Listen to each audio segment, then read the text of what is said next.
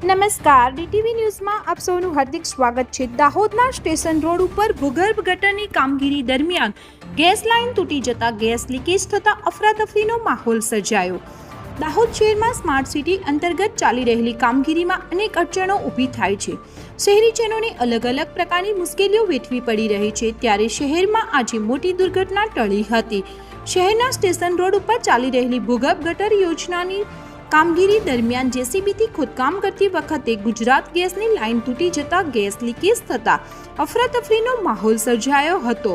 બનાવની જાણ ફાયર બ્રિગેડને થતા ફાયર બ્રિગેડની ટીમ ઘટના સ્થળે દોડી આવી હતી અને લીકેજ ઉપર પાણીનો મારો ચલાવ્યો હતો અને ગુજરાત ગેસના કર્મચારીઓને જાણ થતા આગળથી ગેસની લાઇન બંધ કરી ઘટના સ્થળે આવી પાઇપલાઇનનું સમારકામ ચાલુ કર્યું હતું। સદનસીબે મોટી હોનારત ટળી હતી। કામગીરીને લઈ એક તરફનો વાહન વ્યવહાર પણ બંધ હતો અને વેકેશનના કારણે નજીકમાં આવેલી શાળામાં પણ બાળકો નહોતા, ઉપરાંત આગ ન લાગવાથી મોટી હોનારત ટળી હતી।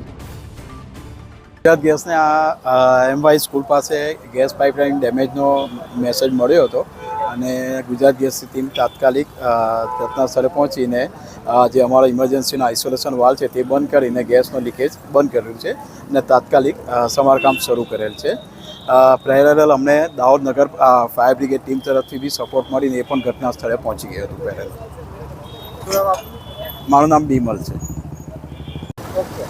આજ રોજ બપોરના 3:18 કલાકે રાજુભાઈ શર્મા પત્રકારશ્રી તરફથી અમારા મોબાઈલ પર કોલ મળેલ કે એમવાય હાઈસ્કૂલ સામે એક ગેસની પાઇપલાઇનમાંથી લીકેજ થયેલ છે।